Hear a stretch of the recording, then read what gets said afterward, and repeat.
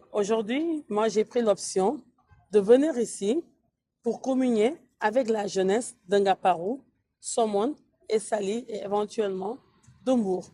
Et ma présence ici, c'est tout d'abord motivée par le fait que c'est une vision qui a été déclinée au sommet, accompagnée en cela par le chef du gouvernement, le Premier ministre.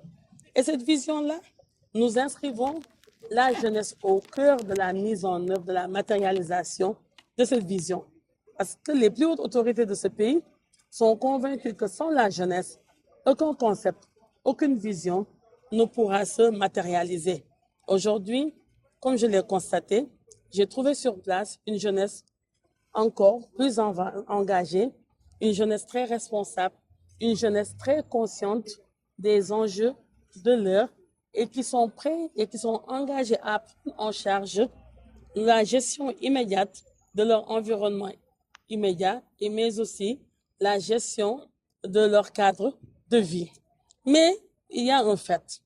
Le cadre de vie, pour pouvoir l'améliorer, il faudrait qu'il y ait des actions permanentes et constantes.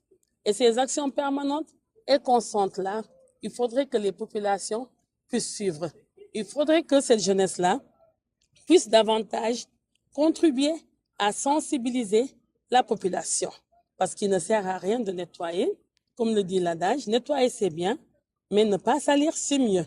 Il faudrait quand même que cette jeunesse, moi j'interpelle la jeunesse en ce sens-là, que la jeunesse multiplie les messages de sensibilisation, les actions de sensibilisation pour amener les populations à vraiment s'approprier de ce concept-là et aussi permettre à cette population d'être consciente que lorsqu'on nettoie, on n'a pas le droit de salir.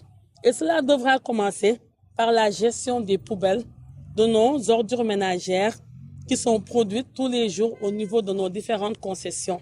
Il faudra quand même que cette population soit consciente que les poubelles, il faut les organiser, il faut les gérer de telle sorte que, après le nettoyage, que ces ordures ménagères-là, collectées, ne puissent pas encore se disperser sur le sol. Il faudrait aussi que cette jeunesse-là participe à la sensibilisation des communautés pour que ces communautés-là sachent que dans la zone où ils se trouvent, dans cette zone-là où ils vivent, ici c'est une zone touristique. Et une zone touristique, pour pouvoir garder son attractivité, pour pouvoir permettre aux touristes étrangers et aux touristes nationaux de choisir cette destination, il faut qu'il y ait d'abord de l'hygiène publique. Il faut qu'il y ait de la salubrité.